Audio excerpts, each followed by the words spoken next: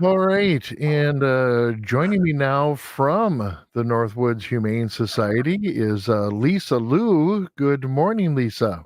Hi, Mark. How are you? I'm doing well, and where are you situated at? That's interesting backdrop of. Well, this is the Oh, cat.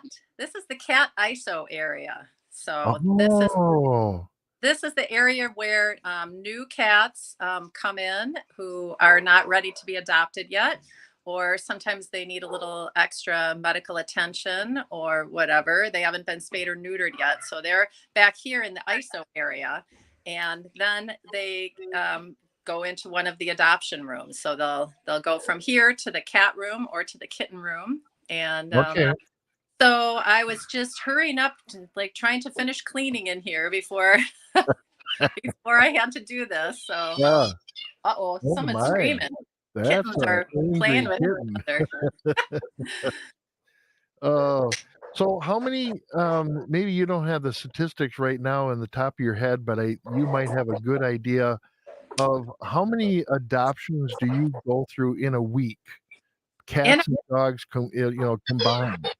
in a week? Well, that kind of, it really depends. That Is one is is is it a hard to month? say because sometimes, like for instance, we've had a couple dogs and a couple cats already adopted this week, and we have quite a few kittens that are going to be adopted this week because they have been in what we call foster to adopt home.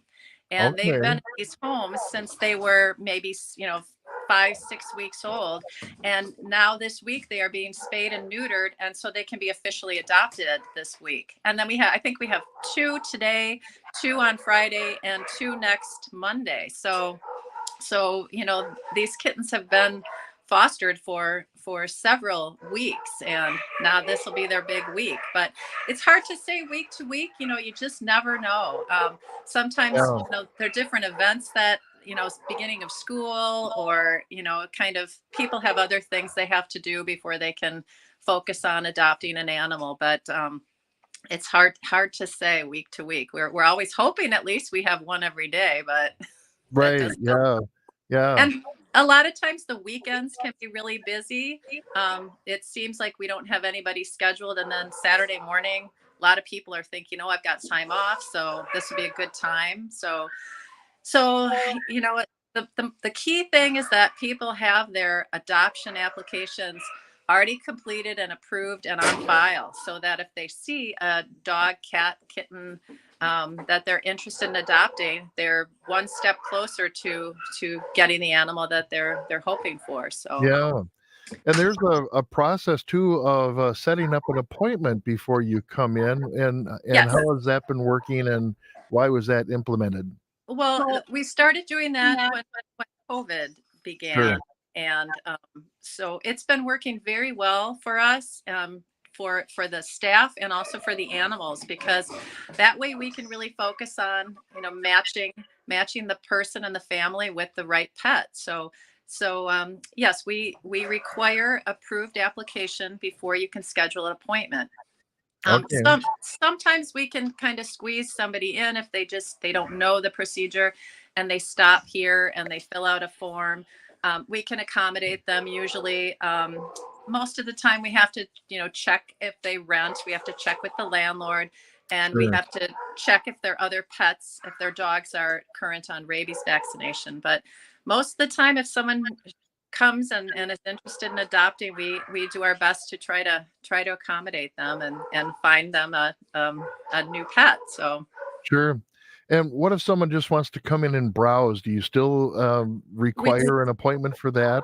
Yes, we do. And that's Okay. been one of the big changes since COVID, is that we don't have that kind of browsing. You can come in, and if you fill out the form here and it are approved, then we usually can give you a tour. But most of the time it's just too stressful, especially for the dogs. So we try to we Sure. try to schedule appointments. Plus it's hard for us if we already have somebody scheduled and someone just shows up. We want to focus on the people who are scheduled and have made an appointment. So, Yeah. And so I we, and I know from personal experience when I've been there, it's nice to have the attention of a volunteer or a staff person talk about the different animals that are there if I'm visiting the dogs or the cats, and you tell people about some of the special needs that maybe a cat has or a dog, and you're able to give that personal concierge sort of experience. Exactly. And for instance, we had one of our fabulous volunteers at our thrift store. Her name is Greta, and she was looking for a cat.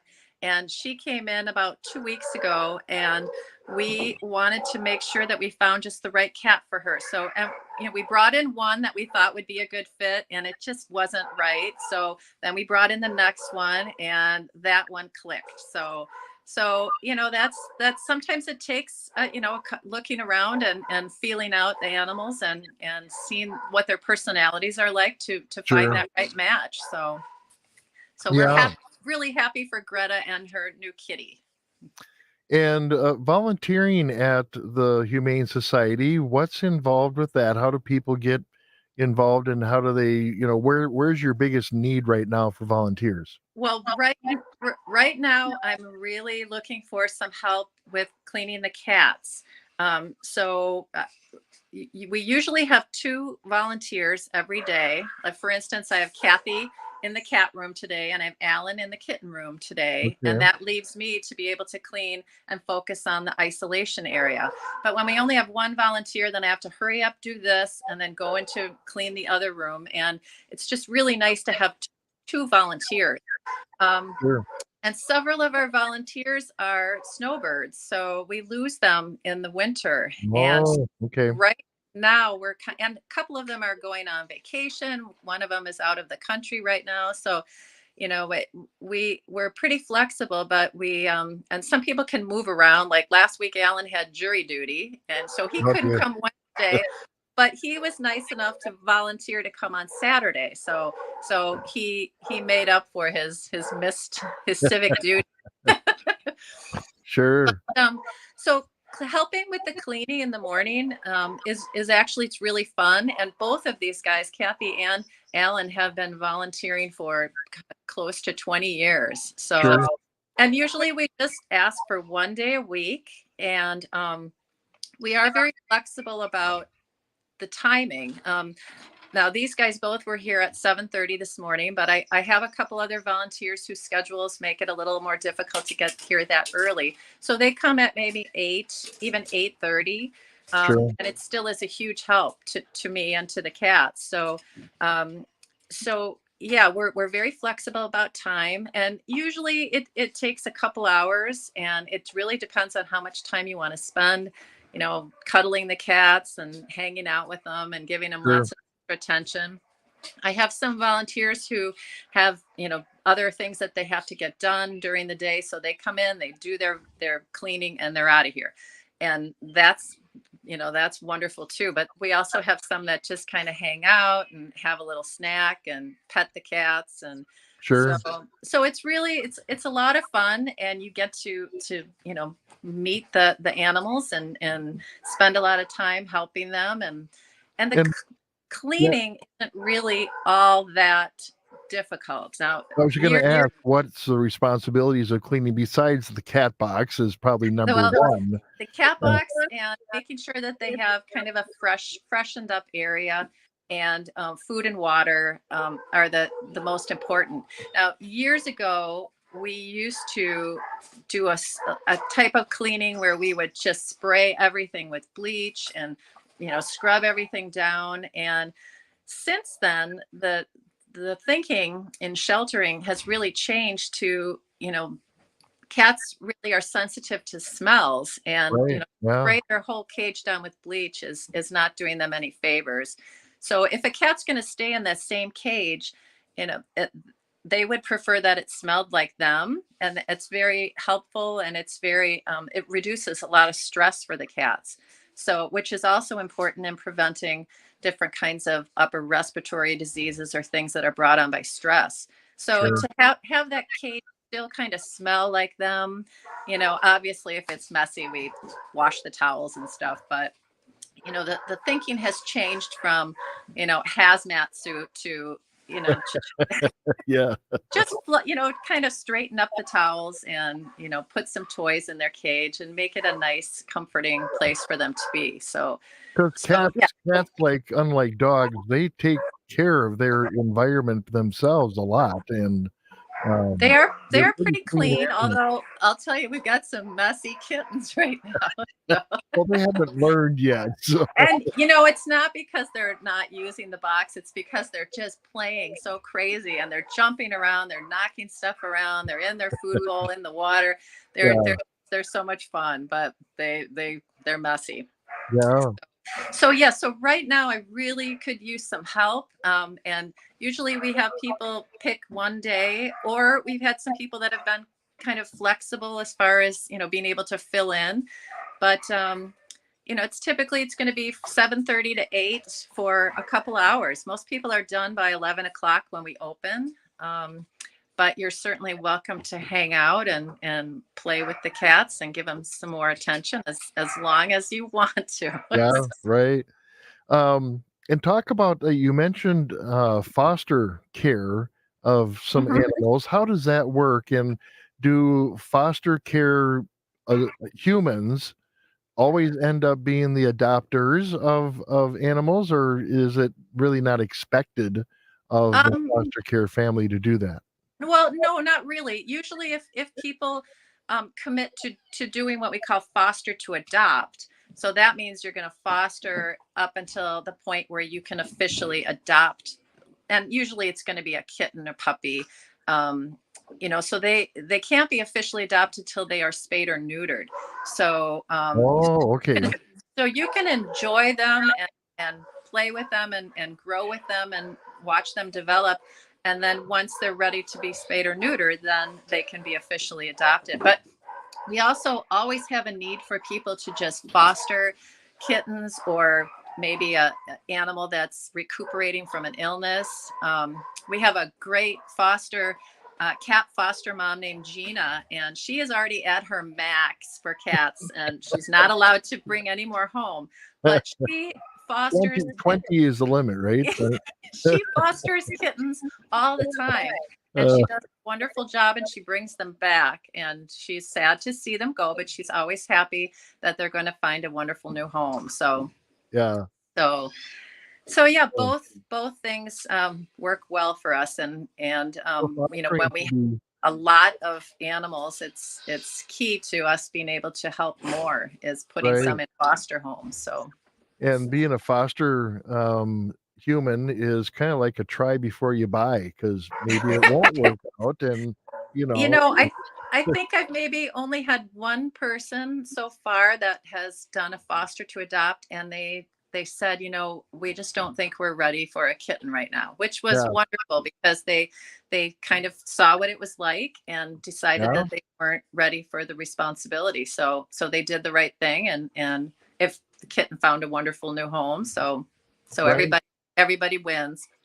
And is the same program then available for dogs and puppies? And I'm not Um, sure how many puppies you get, because you don't have a puppy room.